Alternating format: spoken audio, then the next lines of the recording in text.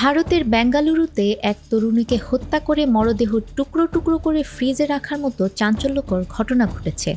জানা গেছে এই হত্যাকাণ্ডে জড়িত ছিলেন খোদ তরুণীর প্রেমিক।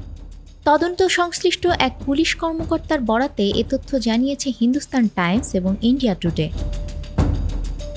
বেঙ্গালুরুর ভ্যালিকাভাল এলাকায় নিজ বাড়িতে রেফ্রিজারেটরে ২৯ বছর বয়সী ওই তরুণীর খণ্ডিত মরদেহ উদ্ধার করা হয়। মহালক্ষ্মী নামের এই তরুণী একটি অ্যাপার্টমেন্ট বাসায় একাই বাস করতেন। নিজ অ্যাপার্টমেন্টের ফ্রিজেই তার টুকরো টুকরো করা মরদেহ পাওয়া যায়। পুলিশের ধারণা, আনুমানিক ২ থেকে ৩ দিন আগে এই হত্যাকাণ্ড ঘটেছে। ঊর্ধ্বতন কর্মকর্তারা ঘটনাস্থলে পৌঁছে এলাকাটি সিল করে দেন। তদন্তে সহায়তা করার জন্য ফরেনসিক দল এবং একটি ডগ স্কোয়াড মোতায়েন করা হয়েছে। নিহত মহালক্ষ্মী একটি শপিং মলে কাজ করতেন বলে জানা গেছে। স্বামীর সাথে বিচ্ছেদের পর একাই থাকতেন তিনি। কর্তৃপক্ষ তার হত্যার বিষয়ে সহকর্মীদেরও জিজ্ঞাসাবাদ করছে।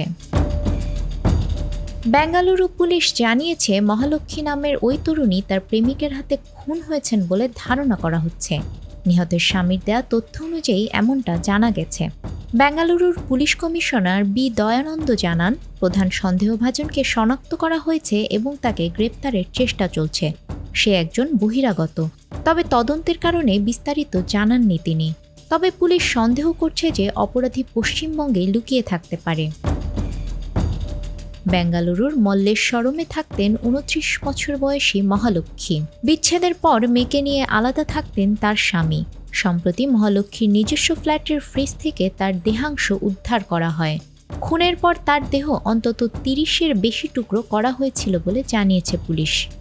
টুকরো মরদেহ উদ্ধারের কয়েকদিন আগে এই খুন হয়েছে বলে ধারণা করা হচ্ছে। নিউজ ডেস্ক, আমাদের সময়।